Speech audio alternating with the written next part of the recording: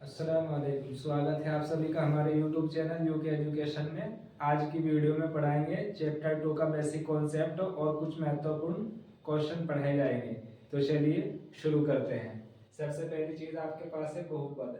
बहुपद देखो, एक है द्विघात बहुपद और एक खाली है बहुपद। बहुपद उसे बोलेंगे जिसमें एक से ज्यादा पद होंगे, लेकिन द्विघात बहुपद वो होगा जिसमें टू की टर्म होंगे। जैसे द्विघात बहुपद का फॉर्मूला रहेगा ए एक्स की power 2 plus B X plus C. ये आपका द्विघात बहुपद है। लेकिन अगर इसी को आप ये कहोगे द्विघात समीकरण, ये भी पढ़ा होगा आपने, तो इसको ऐसे लिखेंगे फिर हम ए एक्स की power 2 plus B X plus C. इसी इक्वेशन में, इसी फॉर्मूले के अंदर अगर इक्वल में जीरो लगा दिया जाए तो ये द्विघात बहुपद का समीकरण होगा। समझ में आई? उसके बाद शून्यांकों का योग, शून्यांक होंगे जैसे ए बी और सी। ऐसे शून्यांकों का योगफल, इसको अल्फा प्लस बीटा बोलेंगे। Alpha beta is equal to, यानी शून्यांकों का योगफल बराबर माइनस के बी अपॉन ए। ये इसका फॉर्मूला है। ऐसे शून्यांकों के गुणनफल का फॉर्मूला है अल्फा, गुणनफल को अल्फा गुना बीटा, दो शून्यांक हैं एक अल्फा एक बीटा, और इसके गुणनफल का फॉर्मूला का सी अपॉन ए। देखिए किस तरीके से निकाल के करेंगे। जैसे फॉर एग्जांपल हमें एक बहुपद दिया, बहुपद ये दिया हमें एक्स स्क्वायर प्लस 6x और प्लस 8। इसमें कह दिया आपको कि इसके शून्यांक निकाल लो, और शून्यांक निकालने के साथ साथ इसकी जांच भी करनी है। तो सबसे पहली चीज हम इसकी तुलना करेंगे। बहुपद ये दिया हुआ है, बहुपद का फॉर्मूला ऊपर पड़ा ये वाला, A X square plus B X plus C. A X की पावर 2 प्लस बी एक्स और प्लस सी। इससे पहले इसकी कंपेयर करेंगे, जिसे हिंदी में बोल लेंगे हम तुलना करने पर। सबसे पहले इसकी तुलना,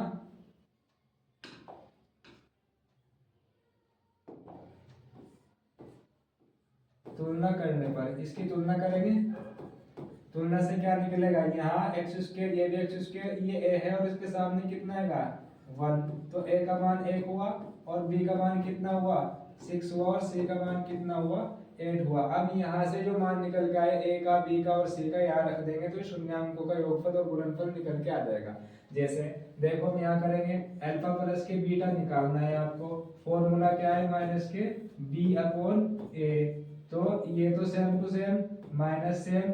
बी का मान कितना है आपके पास 6 और ए का मान कितना है 1, तो ऐसे लिखोगे 6 अपॉन 1 और 1 इसे डिवाइड करेगा तो कितना आएगा माइनस के 6 आ गया। शून्यांकों का योगफल निकल के आया।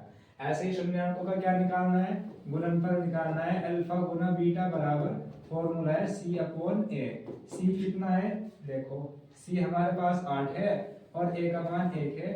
1 को 1 से डिवाइड करेंगे 8 को, तो शून्यांकों का गुणनफल कितना आया निकल के, अल्फा गुना बीटा का मान आया हमारे पास 8, और शून्यांकों का योगफल अल्फा प्लस बीटा का मान कितना आया निकल के माइनस के 6 है। इस तरीके से इस चैप्टर में इतना पढ़ना था। और इसके अलावा एक दो चीजें और हैं जो आप ये देखोगे, ये ग्राफ के ऊपर आएगा। जैसे ये दे दिया, और इसको क्या बोलेंगे, ये जो लाइन है इसको हम बोलेंगे एक्स अक्ष, और ये जो खड़ी हुई लाइन है सीधी सी भाषा में क्या है, इसको बोलेंगे हम वाई अक्ष। अब यहाँ एक चीज क्या पूछी जाएगी, जब इस तरह का ग्राफ दिया जाए इसमें पूछा जाएगा कि जो ये ग्राफ दिया हुआ है इसमें शून्यांकों की संख्या कितनी है। ध्यान ये देना है, जो ये हमारा ग्राफ जा रहा है, ये जो वक्र जा रहा है, ये एक्स अक्ष को जितने भी पॉइंटों पे टच करेगा, जितनी बार टच करेगा उतने ही शून्यांक होंगे। जैसे यहाँ टच किया 1 पॉइंट हुआ, और इसके अलावा दूसरी बार टच किया, तीसरी बार टच किया, चौथी बार टच किया। टच तो ये वाई अक्ष को भी कर रहा, लेकिन हमें जो शून्यांकों की संख्या निकालनी होती है सिर्फ एक्स अक्ष को देख करके निकालनी होती है। तो यहाँ लिखेंगे, इसलिए शून्यांकों की जो संख्या होगी कितनी होगी, शून्यांक कितने निकल के आएंगे, शून्यांक इज इक्वल टू होंगे हमारे पास 4। ये आपका आंसर होगा। क्यों? क्योंकि एक्स अक्ष को ही देखना है, वाई अक्ष को हमें नहीं देखना है। ये वाई अक्ष को टच तो कर रहा है एक पॉइंट पे ये वाला, लेकिन जो शून्यांक चेक किए जाते हैं तो ये एक्स अक्ष को जितने पॉइंटों पे टच करेगा शून्यांक उतने ही निकल के आएंगे। तो इस ग्राफ में इसका रीजन अगर लिखना चाहें तो ऐसे लिखेंगे, क्योंकि ग्राफ एक्स अक्ष को 4 बिंदुओं पर प्रतिच्छेद करता है, इसलिए शून्यांकों की संख्या 4 है। ऐसे ही अगर ये देख लिया जाए ये वाला यहाँ देखो, एक ये हुआ और एक इस तरीके का क्वेश्चन पहले बोर्ड एग्जाम में आ चुका, एक इधर दे दिया और एक ये दे दिया। अब ये बताओ कि इसमें कौन सा बहुपद का ग्राफ नहीं है। ये देखो जो आपको यू से नजर आ रहे होंगे ऊपर नीचे को, इसे बोल देंगे इस तरह की शेप को परवलय।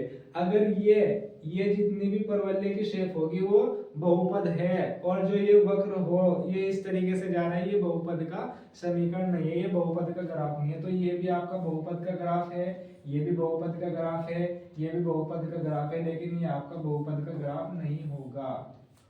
समझ में आया? क्लियर? ये चैप्टर 2 में बस इतना ही बेसिक कॉन्सेप्ट था। इसके अलावा जो चीजें दी जा रही है, जैसे एक इक्वेशन दी x² + 6x + 8, इसमें एक शून्यांक का मान ही दे दिया। जैसे इक्वेशन दे दिया आपको x² + के 4x और प्लस के 2 ही दे दी, या इस तरीके की कोई इक्वेशन, और इसने कहा कि इसका एक मूल जो है वो 1 है, तो दूसरा निकालना आपको। तो दूसरा निकालने के लिए क्या करना पड़ेगा, इस वैल्यू को जो ये 1 है x की जगह पुट कर देंगे 1 का स्क्वायर और फिर 4 × 1 और प्लस में 2। तो कैसे आएगा, 4 × 1 = 4 और 1 और ये 2 ऐड कर देंगे, तो 1 का स्क्वायर 1 और 4 और प्लस में 2, तो निकल के कितना होगा, 7 आएगा। तो दूसरा शून्यांक किस तरह निकल के आएगा, दूसरा शून्यांक 7 निकल के आया। और ये ध्यान रखियो कि जो शून्यांक लिखा हुआ होता है, शून्यांक पहली बुक में इसी का नाम मूल। इसके अलावा चैप्टर नंबर 3 है, चैप्टर नंबर 3 का थोड़ा सा बेसिक कॉन्सेप्ट पढ़ेंगे और इसके बाद एक आध क्वेश्चन इसमें भी देखेंगे। लेकिन जितने बेसिक कॉन्सेप्ट अगर आपके क्लियर होंगे तो आपके जो 20 नंबर के टिक मार्क होंगे इनमें हेल्पफुल होंगे, और इसके अलावा जो शॉर्ट क्वेश्चन आएंगे और लॉन्ग क्वेश्चन आएंगे उनके लिए भी बहुत ही लाभदायक होंगे। सबसे पहली चीज, इसमें चैप्टर 3 में आप ये देखोगे कि इसके अंदर जो समीकरण दी जाती है वो किस तरह की दी जाती है। इसमें समीकरण जो दी जाती है वो रैखिक समीकरण दी जाएगी, रैखिक समीकरण, रैखिक समीकरण जिसकी पावर 1 हो। तो रैखिक समीकरण का फॉर्मूला क्या होगा, ax + के by और प्लस के c = 0। ये रैखिक समीकरण है आपकी। और अगर इसके ऊपर 2 पावर लगा दो x² + bx + c और बराबर में 0 लगाओगे तो ये द्विघात बहुपद का समीकरण होगा। लेकिन यहाँ रैखिक बोल लेंगे लीनियर इक्वेशन को, जो 1 पावर में होगी। यहाँ भी 1 पावर है, हाँ ये तो हो सकता है कि एक से ज्यादा टर्म होगी लेकिन पावर इसकी सबकी एक ही होगी। ये आपका रैखिक समीकरण है, x + by + c = 0। इसके अलावा देखेंगे इसमें कितनी विधियां दी। एक तो आपको जो क्वेश्चन करने के लिए दिया जाएगा प्रतिस्थापन विधि के ऊपर दिया जाएगा, प्रतिस्थापन विधि, ये देखेंगे। और एक हो आपकी, अभी मैं इनके बारे में बताऊंगा आपको, थोड़ा सा वर्डों से इसकी पहचान होगी, विलोपन विधि।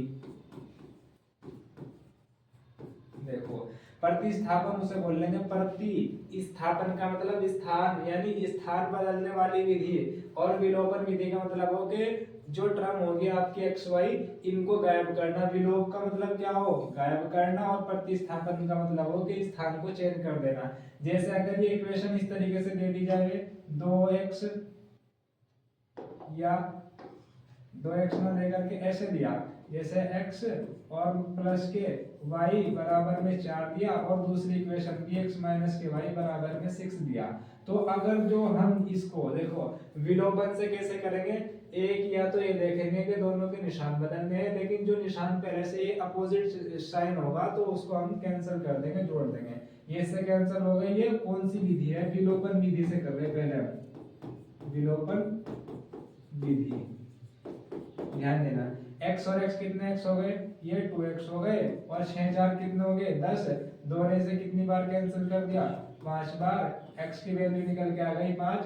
x की वैल्यू सपोज करो आपने इसको तो एक इक्वेशन बनाया और इसको कितनी इक्वेशन बना लिया, 2। इक्वेशन 1 में रखेंगे 5 प्लस के y बराबर कितना होगा, 4, और 5 उधर जाकर माइनस होगा तो y का मान कितना आया, -के बनाया।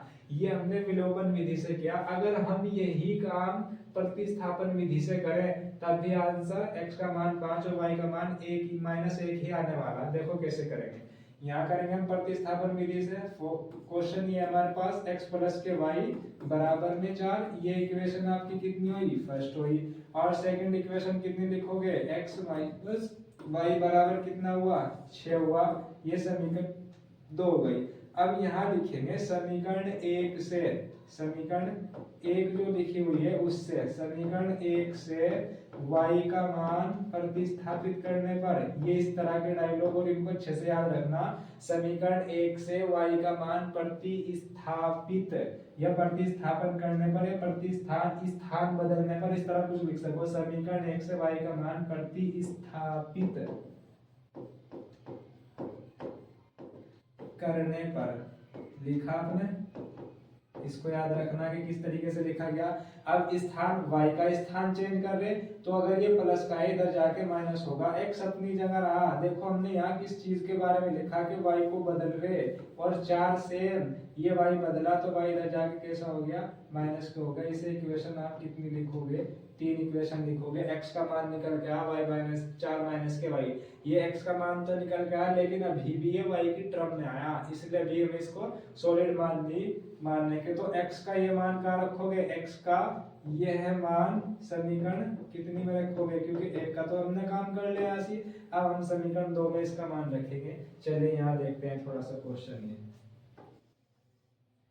x का मान समीकरण कितनी में रख दो, 2 में, तो x को हटाएंगे और x की जगह क्या लिखोगे, 4 माइनस के y, और यहाँ माइनस के y पहले से ही है, और बराबर में 6। तो y कितने हो गए, दोनों माइनस के हैं तो माइनस के 2 गए, और 4 माइनस इधर जाके हो गया, तो माइनस के 2y बराबर कितना आया, 2।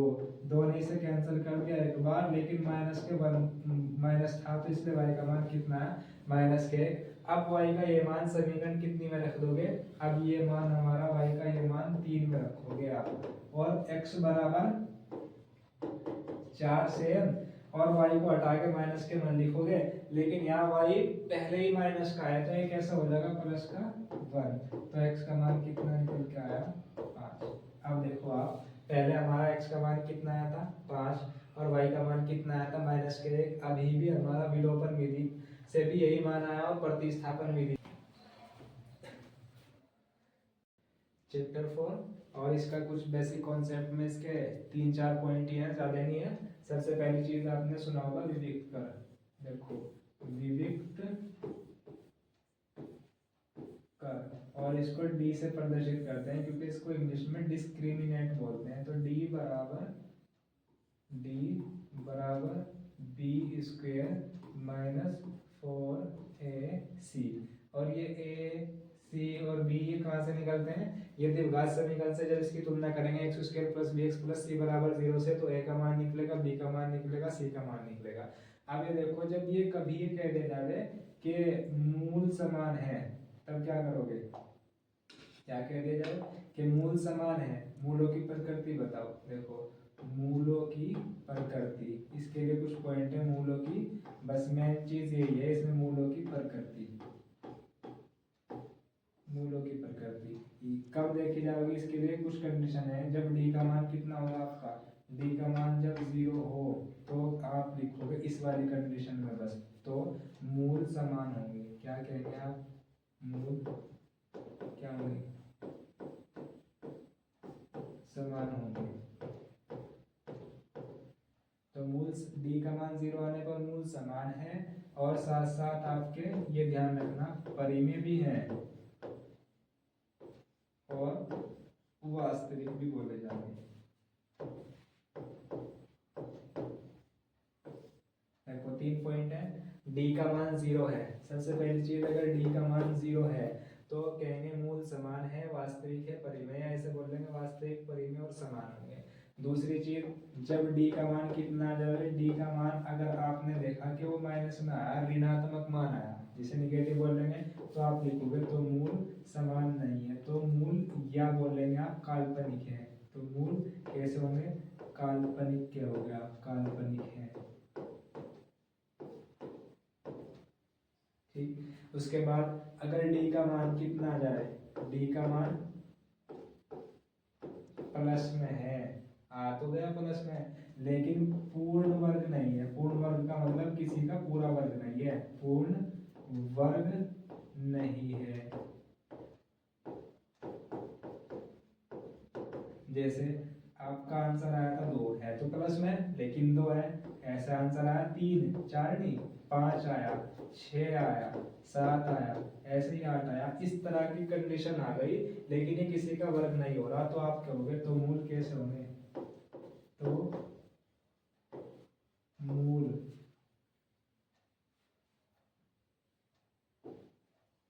वास्तविक अपरिमेय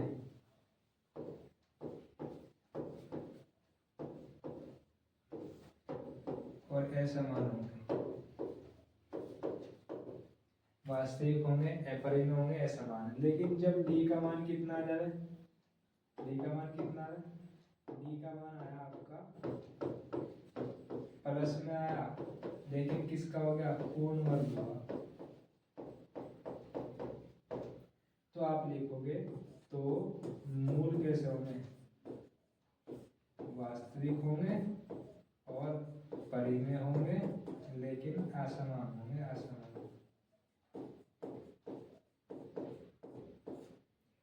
और एक चीज और ध्यान रखनी है, जैसे जब भी ये यूं कहते हैं कि मूल बराबर है, यानी डी का मान 0 की बात कर रहा, बूम बराबर कह दे या क्या कह दे, समान, बराबर या क्या बोले, समान। जब भी ये बात करे कि डी का मान अगर ये कहे कि मूल बराबर है या कह दे कि मूल समान है, तो आपको फौरन रख देना कैपिटल डी का मान 0 होगा। ये 4 चैप्टरों का बेसिक कॉन्सेप्ट है और इसमें कुछ टिक मार्क भी आते हैं, वो आपको अच्छे से प्रैक्टिस करनी है।